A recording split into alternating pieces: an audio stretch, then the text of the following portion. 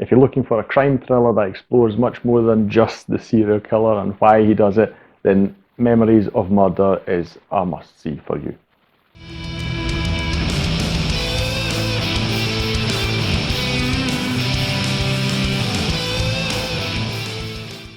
Hi, my name's Drew and welcome to another review video on Flying Wiener. I am exploring a Bong Joon-Ho film. As you may or may not know, I already watched and reviewed Parasite for the channel. I'll leave a link to that in one of the cards at the end of this video in case you're interested. And I had seen Snowpiercer previously, and because I really like both films, I decided at some point I really need to have a look at the other films that he's done, because I saw comments on the internet all over the place saying that they too are really incredible films and masterpieces. I mean, that is a word that is thrown around lightly, but I would say that Bong Joon-Ho is probably one of the most interesting directors that I have discovered in the past few years. So this is a 2003 film. What is it about? I already briefly mentioned that it's a crime thriller. Specifically, it is about South Korea's first, I believe, serial killer who was active in the mid to late 80s and early 90s in the Hwaseong province in South Korea. I hope I didn't butcher that name just there, Hwaseong. Yes, so this is what the film is focused on. We have two detectives, and it seems that Kang-ho, who I of course know from Parasite and from Snowpiercer, he seems to be a regular collaborator with Bong Joon-Ho because he plays one of the two main roles in this film. He plays Inspector Park, and he is a provincial cop, I'll call it. This province, it isn't exactly a huge city or something, it's a rural area in South Korea, and he is active there as one of the two cops investigating this spree of murders. He has a colleague played by Kim Roy-ha, the name's Cho, so we've got Park and Cho, and these two guys together, it is shown very, very clearly, they don't always use the most clean methods to find the culprits that have committed the crimes, and they are later on, as the case develops, as they realise there's more going on here, they are joined by a more experienced investigator detective who comes from Seoul, so from the big city. He is played by Sang-kyung, and his name in the film is Seo.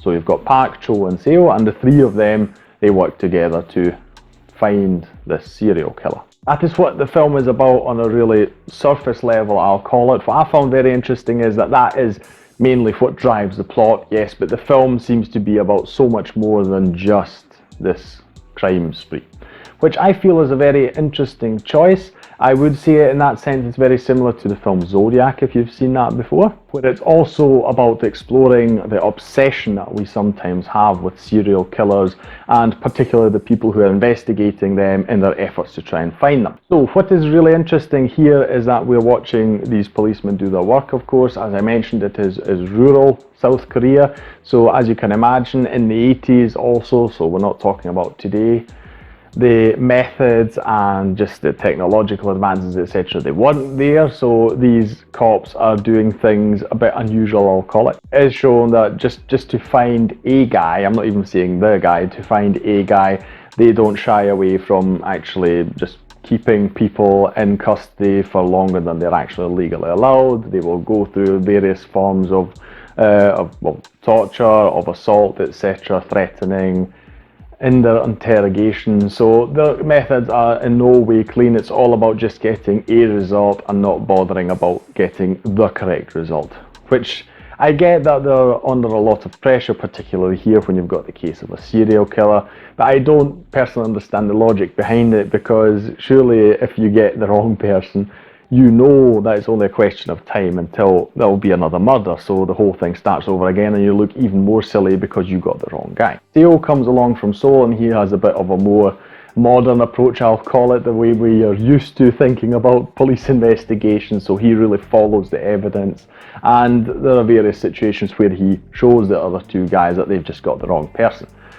Because they are not really focused on the evidence. I feel that a lot of this film focuses just on how the police work was done, and even at times it feels almost like a satire, I'll call it, because the methods that Park and Cho use are really outlandish. They even go to a fortune teller, and then they've got a sheet of paper where they pour some ink on it and they're hoping to see the face of the murderer, and all sorts of really weird methods. So this film actually goes a lot deeper than you first think it does, because we've got the police and just their methods and how they're doing, and I can't help but feel this is a commentary on how police work was done in the 80s, at least in rural South Korea. We see Park and how he lives, and it's obviously not in really wealthy conditions, far from it. So he himself is still, while he's a detective in a steady job, he still lives rather poorly, I'll call it. And it is interesting to see that these policemen, despite themselves being and living in such conditions, that they still feel the need to sort of, I'll call it, nearly prey on those underneath them on the social ladder. So we see various people that they bring in and try to get for certain crimes, and it's typically people that you would consider are below them. So it's a really interesting examination of how society works and how we treat each other, and even how those we trust to protect us treat us, and all these things. So really interesting in that way.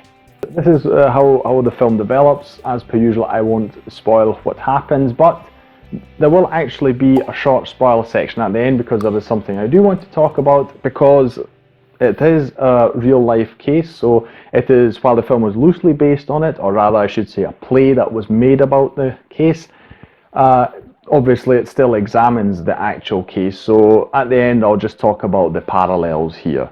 I'll give you a warning when that section starts anyway. Bong Joon-Ho does a great job. He co-wrote this film and is obviously the director, and it is just so nice to watch how his films come together. And here as well, I can immediately tell that he has got a very clear vision of what he wants to see, particularly what he wants to show on screen. I noticed midway through that he obviously always takes a lot of care into thinking about which shots he wants, how he wants the camera to move, etc. Because what I really appreciated a lot in this film is you don't have many cuts. There are some particularly chaotic scenes, so where you've got a lot of people tumbling, falling over each other, you've got sort of brawls, fights. As you can imagine with police films, that's something that happens rather easily. And what I loved is that where in a typical Hollywood film you would have cuts from one side to the next and one person to the other to create this action, here most of the time you've just got the camera, it's moving along, and you're just watching the whole thing unfold. It's nearly like a sort of Renaissance painting, you know, just sort of chaos. Where you've got all these things happening. So I like this. I highly prefer this method, because it will obviously take a lot more work, because you're dependent on people really following through for a long period of time on what they're doing in the scene. But when it works, it's just so beautiful to look at. And there's one in particular, it's a slow-mo scene. I'll definitely be showing that up here. It looks like a real work of art, just art in motion, really. So I really prefer this style of his, where he does that, or where cameras would typically cut to people or away from them. He instead positions the camera in a way so that, for instance, we're looking at a group of people in the background, and then the camera will pan down to the two guys who are actually having a conversation that we as the audience should see or want to see. And I really just prefer this method. Instead of having cuts all the time, just make it a nice flowing picture. Camera work is a thing that I particularly noticed here. The sceneries that you have one where the Inspector Seo, he's walking through a field. It's just beautiful to look at because the wind's rushing as well. You've got that in there, and this is, I feel, all down to Bong Joon-Ho. Really clear vision, and he really pays attention to composition. What does he want in background, foreground? What are the things he wants to capture? And he really tries to do this with as few edits and jump cuts as possible, which I really like. At the same time, he can just switch up the scene completely. So similar as with Parasite, there's a scene in here where it just suddenly switches and the tension is just turned up to maximum. It was really strange.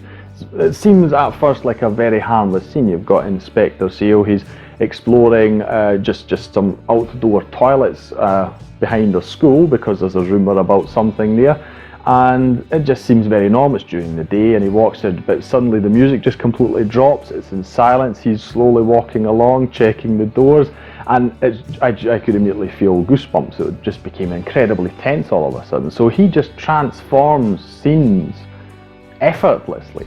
into something different. And I was sitting there thinking, I'd really like to see this guy attempt a horror film, because I would assume that would be quite good, because both Parasite and this film Memories of Murder have got some really great, suddenly unexpected tense scenes.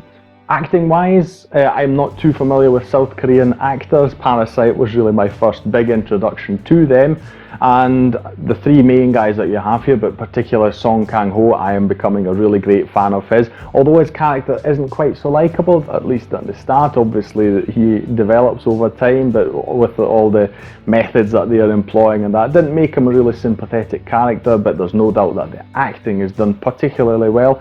His final scene in the film is really just incredible, I'll call it. I won't spoil it. It's absolutely incredible. I hope that he's also in Bong Joon-Ho's other films so that I can see him again. In the film we see Inspector Park going from his more rural methods, I'll call them, to slowly taking more of the approach that Inspector Seo has from the big city. And then conversely, we have Sang-kyung as Seo, who actually goes through the opposite journey, so he's the calm and collected one. As the case progresses and they're not really making a lot of progress in their investigation, he becomes more and more frustrated with the whole thing, and thus a bit more emotional. So it's quite interesting watching these two characters go in opposite directions, but both of them do a really great job acting wise.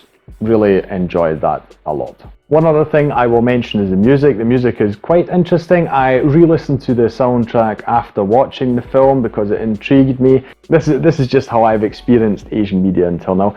The piano, when it's used, it's at the verge of being sort of comical, where you think it doesn't quite fit in, but then it just sort of surprises you, and the song turns into in a certain emotional way that just works perfectly. And this soundtrack does that in a few places that felt noticeable to me.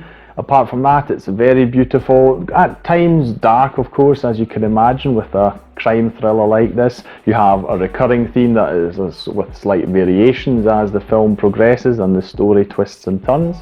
Overall, really lovely music to listen to, very relaxing I feel, particularly for a rainy day. That's also a theme in the film. There's a lot of rain involved with it. We're reaching the end of the video. I will now talk about slight spoilers for the story. I won't exactly spoil what happens in the film, but this is a spoiler for the real life case, so if you don't want to see that, you can click below in the bar straight to the outro. Otherwise, be warned. I didn't know going into this film was that at the time this film was made in 2003, this Hwasong serial killer had not been caught yet actually. He was in fact revealed to the world, I'll call it, in 2019, so just 2 years ago. So it's quite fascinating to think that this film, it doesn't end well in the sense that we don't find a killer in the end because he wasn't known at the time. But it's still interesting to see the frustrations that the policeman had with his case, and bizarrely there are some parallels to the actual real killer that they found, which is really interesting.